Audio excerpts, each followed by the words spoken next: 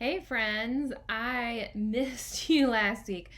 I'll be honest, I was not feeling very inspired last week, and I don't want to bring something to you if it's not my absolute best. So I skipped last week. But here I am a week later, and my brain has been on fire. I am so excited for what I've got for you all in the coming weeks. And today, I actually want to chat with you about this thing that is on many of our minds right now: New Year's resolutions. We've chatted before about how we should really be making resolutions all year long, not just at the new year or any other particular time of the year. But that's not what I want to talk about today. I know that many of us are reflecting on where we were this time last year, where we are now, and where we want to be this time next year, and creating a goal or multiple goals for ourselves. It's a ritual many of us go through each year, and I also know that in less than a month, many of us will have moved on from our resolution, forgotten about it, and in the worst case scenario, we might even be beating ourselves up over not completing it, or not being on track about it, or even feeling shame about the lack of success. So, I'm here today with some food for thought about how to stick with your resolution. It's not easy. It does take a good chunk of time to set yourself up for success, but it is very simple. It's just 3 steps. That's it. First, what I want you to do is I want you to stop thinking of it as a resolution or a goal. Instead, I want you to make a promise to yourself. Now, you might be thinking, what's the big deal? It's just a change in semantics. But it is a big deal. Our brains like doing the same thing over and over and over again. It requires less work and less energy when it knows what to expect. Changing the word, something as simple as changing the word, causes your brain to evaluate it in more detail. It forces a pause for consideration, which is the first step to making different choices. And on top of all of that, I just want you to think about the last time that you broke a promise you made.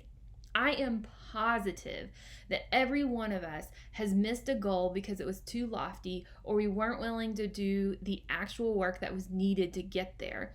But a promise carries more weight to it. Remember when you used to make your friend Pinky promise you when you were a kid? I was sure that the world was going to end if I didn't follow through, or if I broke that promise. So, start by making a promise to yourself this year. And I want you to actually write it out as a promise.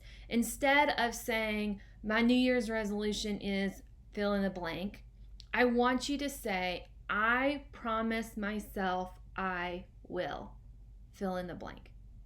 And when other people ask you what your New Year's resolution is, tell them you made a promise instead, and start that conversation. It could be pretty cool to see what comes up in that conversation. Really own it. Make a promise to yourself. Now, once you've made your promise, the second thing I want you to do is make a plan. How are you going to go about keeping that promise? What might get in your way of keeping that promise? How can you turn these obstacles into part of your strategy, part of your plan?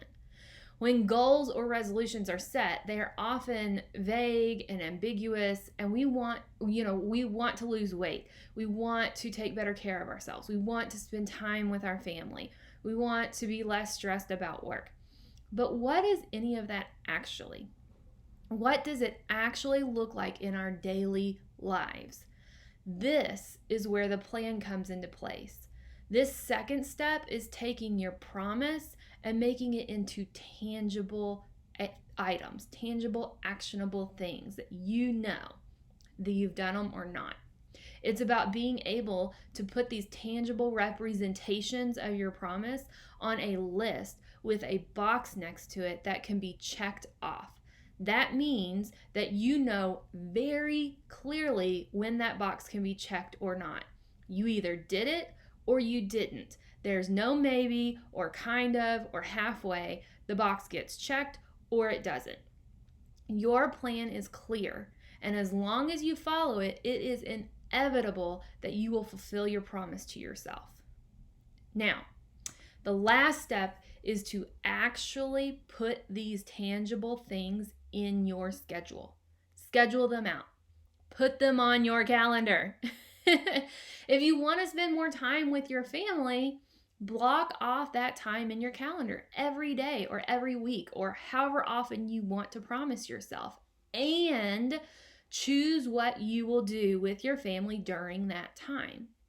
If you want to lose weight, block out time in your calendar to work out and write the list of exercises you will do during that time. Block out time to do meal prep and choose what you will prepare ahead of time.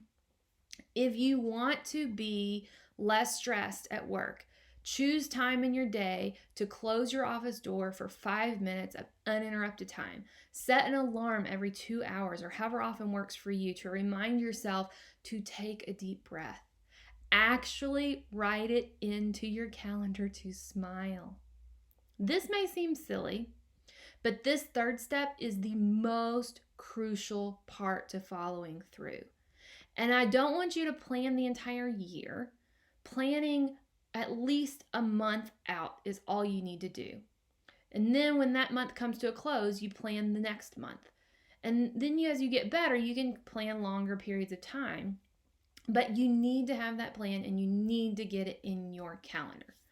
The more decisions you can make ahead of time, the more likely you are to follow through. Because this is what happens. You want to spend time with your family, but if you don't create a plan and put it in your calendar, it gets away from you. If you create the plan and don't put it in your calendar, you are less likely to be consistent and make time for it. If you put it in your calendar without the plan attached, the notification will go off and you'll think, oh, but I really need to do laundry, or I'm just so tired, or the time gets away and you actually sat in the same room together, but you didn't actually do anything together. Have you done that before? When you have it in your calendar and you know exactly what activity you will do, all the decisions are made for you, so you just implement. Now, I'm not saying this is foolproof, but what I am saying is that with these 3 steps, you are significantly more likely to fulfill your promise at the end of the day and at the end of the year, because most of the decisions have been made in advance. You are reducing that internal battle with yourself of convincing yourself to follow through at that moment of decision. You're minimizing that little voice inside that says you can't do it, because half the battle is already done. You've made the promise, you've created the specific plan, and you've blocked time off in your schedule to do that activity. Now, it's just up to you to take that final step of action. I'd love to hear what your promise is to yourself this year. Let me know and have an awesome week. Mwah.